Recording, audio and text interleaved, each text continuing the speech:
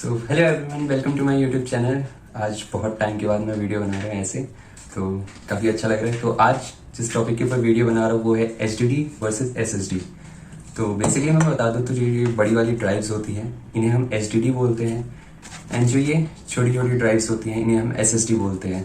तो आज इन्हीं सब से रिलेटेड बात करेंगे, तो आप वीडियो में बने रहिए।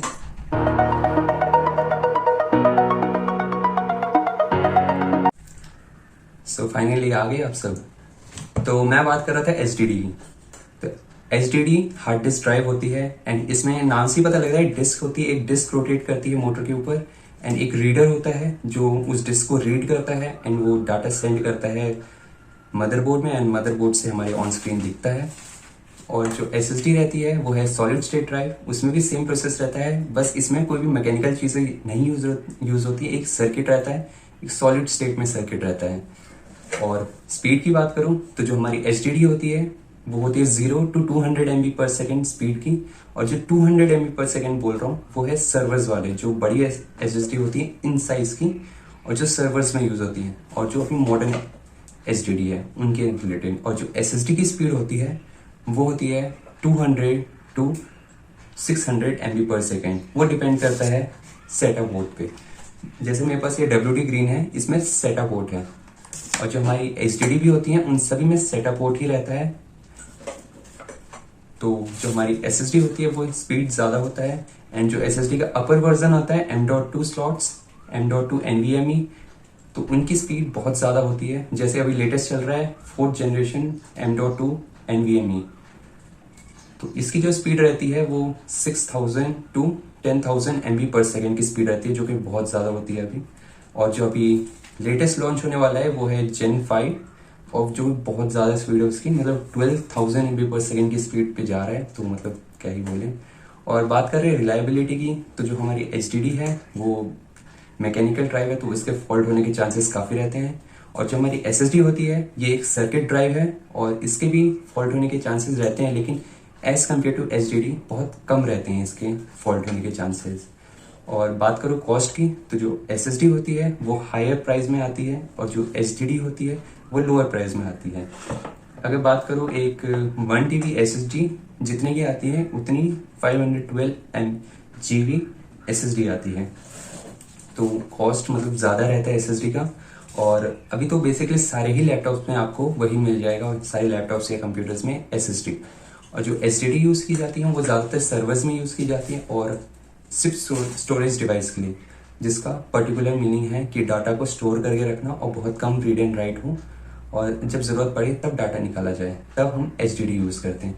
और जो एसएसडी है ये सारे काम करते हैं, मल्टी फंक्शन सपोर्ट्स करता है, मल्टीटास्किंग सपोर्ट करता है, एंड मल्टीपल जो वर्क्स होते हैं, जो लोड होते हैं, वो सारे सपोर्ट कर जाता है। और यही चीज़ अगर एचडीडी में करने जाए तो बहुत ज़्यादा लैगिंग इशू देखने को मिल जाएगी, क्योंकि जो एक रीडर है वो डिफरेंट टाइप से रीड एंड राइट नहीं कर सकता है, तो उसकी वजह से जो स्पीड होती है वो एचडीडी की लो होती है और एसएसडी की ज़्यादा होती है। और बात करूँ वोल्टेज कंजम्पशन की, तो मेरे पास है ये बड़ी वाली ड्राइव। तो बड़ी वाली ड्राइव में अप टू 10 वोल्ट तक का वोल्टेज रहता है, और जो ये छोटी वाली एचडीडी रहती है इसमें अप टू 3 to 4 रहता है, जो लैपटॉप का बेसिक है। और जो ये वाली एसएसडी होती है इनमें भी 3 to 4 वोल्ट तक की होती है वोल्टेज। तो वोल्टेज में मतलब है डिफरेंस, बड़ी वाली में ज़्यादा रहता है, छोटी वाली में कम रहता है, बस यही। और मैंने बताया ना कि ये जो बड़ी वाली ड्राइव्स होती हैं ये अभी सिर्फ स्टोरेज के लिए यूज़ की जा रही है, क्योंकि हमारे पास अभी एचडीडी है, एसएसडी है, जो कि बहुत अच्छे से स्टोरेज मैनेज कर सकती है, एंड जो भी टास्क होती हैं वो परफॉर्म की जाती है।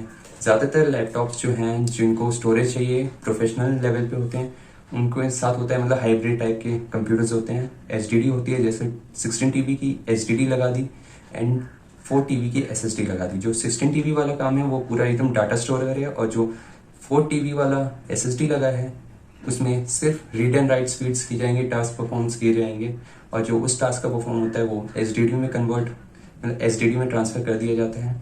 तो एक ये डिफरेंस रहता है आजकल हाइब्रिड कंप्यूटर्स में। और अगर तीसरी बात करूँ साइज की, तो जो बड़ी वाली हार्ड डिस्क होती है इसका साइज होता है 3.5, इसका साइज होता है 2.5, एंड एसएसडी का भी जो सेटअप पोर्ट वाली एसएसडीज होती हैं उनका भी साइज रहता है 2.5 इंचेस।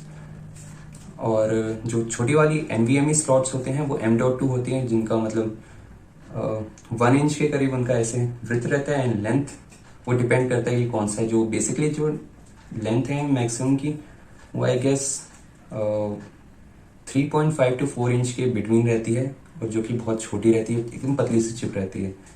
तो और बैकअप की बात करूं तो जो HDD में डाटा अगर आपका जाएगा, जैसे रीडर खराब हो गया या ये जो सर्किट है ये खराब हो गया, तो इन केसेस में डाटा रिकवर हो सकता है। लेकिन जो अगर मेन डिस्क से डाटा जाता है, या कोई बहुत ज़्यादा मैग्नेटिक फोर्स अगर यहाँ पे डिस्क पे पड़ी है, या कोई इलेक्ट्रिकल स्पार्क हुआ हो, या राइटर ऐसे रीडर चिपक गया हो डिस्क के साथ, उन केस में डाटा रिकवर नहीं हो पाता है। लेकिन अगर SSD के डाटा रिकवरी की बात की जाए तो बहुत ज़्यादा मुश्किल होता है। SSD का जो डाटा रिकवरी प्रोसेस होता है वो बहुत ज़्यादा हाई होता है। जिनकी मेन सर्किट होती है अगर वो जल जाए तो डाटा रिकवर करना नेक्स्ट टू इम्पॉसिबल हो जाता है।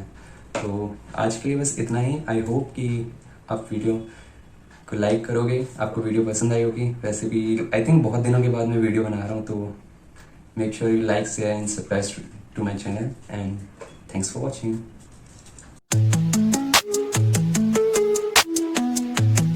सब्सक्राइब करें AK टेक अनलिमिटेड चैनल को और प्रेस करें बेल आइकन ताकि आपको मिले हमारे वीडियोस की नोटिफिकेशन सबसे पहले।